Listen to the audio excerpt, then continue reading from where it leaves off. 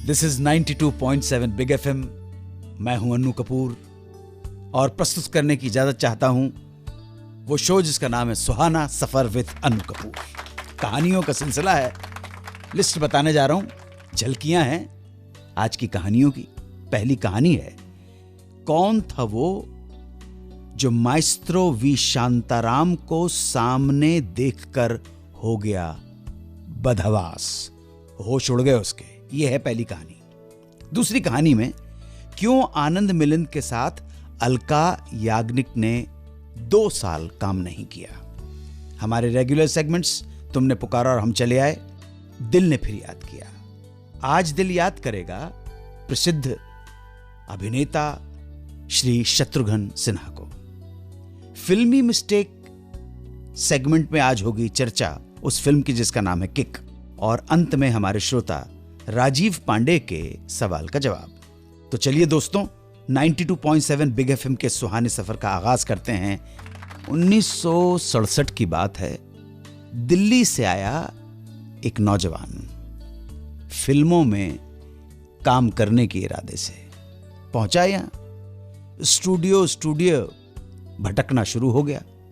नाम था सतिंदर कुमार खोसला। शक्ल और कद काठी से हीरो जैसा तो नहीं था, लेकिन फिल्मों में काम करने का जुनून ऐसा था कि कोई भी छोटा मोटा रोल करने के लिए वो तैयार था, राजी था, और कुछ मिल भी जाता तो मना नहीं करता। जब कभी बेवकूफ सा दिखने वाला कोई रोल होता तो लोग उसे बुला लेते थे। इसी तरह एक दिन वी शांताराम के यहां से ऑडिशन का बुलावा आ गया। V Shantaram, the great V Shantaram, बहुत बड़ा नाम था। घबरा गया ये। पहुंचा स्टूडियो, डायलॉग दे दिए गए और डायलॉग लेकर उसने 1 घंटे तक जमकर तैयारी कर ली। और जब फ्लोर पे पहुंचा कैमरे के सामने तो पीछे खड़े हुए देखा वी शांताराम को। घिग्गी बंद गई, डायलॉग भूल गया। बहुत कोशिश की संभलने की, लेकिन घबराहट में मुंह से पता नहीं क्या क्या निकलता चला गया। बस डायलॉग ही नहीं निकले, अनाप शनाप बोलता चला गया। खैर, किसी तरह से ये तथाकथित ऑडिशन पूरा हुआ। नौजवान निराश और हताश था। अंदर से मायूस हो गया कि एक अच्छा मौका हाथ से निकल गया। लेकिन ताज्जुब की बात यह हुई कि अगले दिन उसे दोबारा शांताराम के यहां से बुलावा आ गया। पहुंचा, समझ नहीं पा रहा था कि ऑडिशन इतना खराब हो गया, ये बुलावा क्यों आया है। खैर, पहुंचा तो मालूम हुआ कि उसे इन्फॉर्म किया गया है कि तुम हमारी फिल्म में बाछाराम का रोल कर रहे हो। अब ताज्जुब में पड़ने की बारी इस नौजवान की थी। ऑडिशन तो इतना घटिया हुआ था, फिर उसका सिलेक्शन कैसे हो गया। तो मालूम हुआ कि ग्रेट माइस्ट्रो वी शांताराम को उसकी वही बदहवासी इतनी पसंद आ गई कि उसे ऑडिशन में A ग्रेड से पास कर दिया गया। फिल्म बनी। बाछाराम का वो रोल दर्शकों को इतना पसंद आया कि उसकी एक्टिंग की दुकान चल पड़ी। उस नौजवान को आज हम बीरबल के नाम से जानते हैं, और वी शांताराम की उस फिल्म का नाम था बूंद जो बन गई मोती। इंद्र कुमार ने आमिर खान और माधुरी दीक्षित को लेकर एक फिल्म शुरू की। टाइटल रखा दिल। फिल्म के संगीत निर्देशक आनंद मिलिंद। इस फिल्म में एक गीत था, ओ प्रिया प्रिया। इस गीत का प्लेबैक आनंद मिलिंद ने अलका याग्निक से रिकॉर्ड करा लिया। शूटिंग भी हो गई, गाना पिक्चराइज भी हो गया।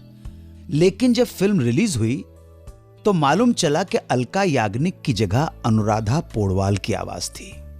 अलका की समझ में नहीं आया ऐसा कैसे हो गया। पता लगाया तो इंफॉर्मेशन मिली कि Anuradha's voice is more suitable for Madhuri. Alka ने आनंद मिलिंद से इस बात के लिए एतराज जताया, लेकिन उनके सामने जो तर्क दिए गए वो तर्क अलका याग्निक की समझ से परे थे। अलका याग्निक आनंद मिलिंद से नाराज हो गईं और उन्होंने तय कर लिया कि आनंद मिलिंद के साथ कभी प्लेबैक नहीं करेंगी।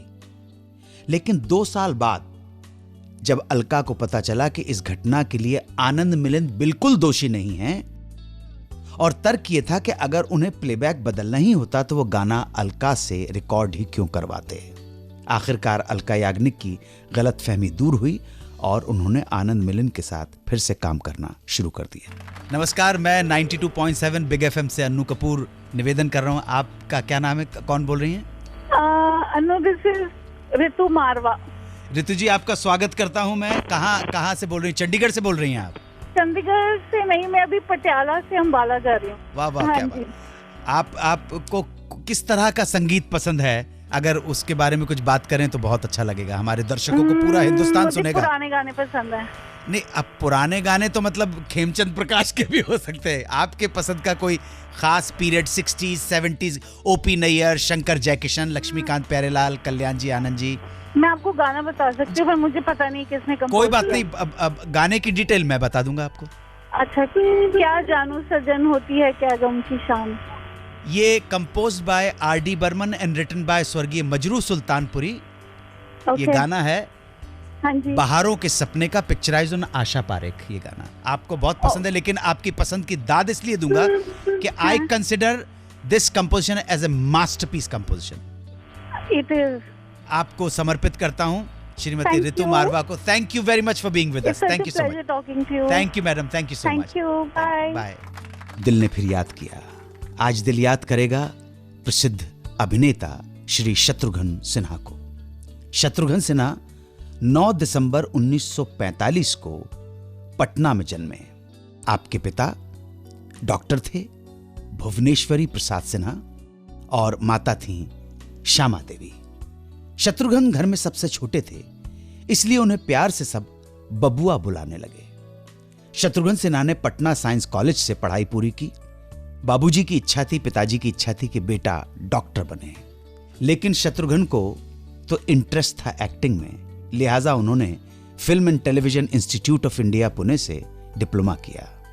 पढ़ाई पूरी करने के बाद शत्रुघ्न आ गए बंबई और यहां पे शुरू हुआ स्ट्रगल। महीनों भटकने के बाद उन्हें पहला ब्रेक दिया देवानंद ने, फिल्म थी प्रेम पुजारी। फिर मोहन सहगल की फिल्म साजन में छोटा सा रोल मिल गया, मगर असली मौका मिला संजीव कुमार मुमताज स्टारर फिल्म जिसका नाम था खिलौना। फिर गुलजार की फिल्म मेरे अपने, इस फिल्म में उनका किरदार छेनू फेमस हो गया।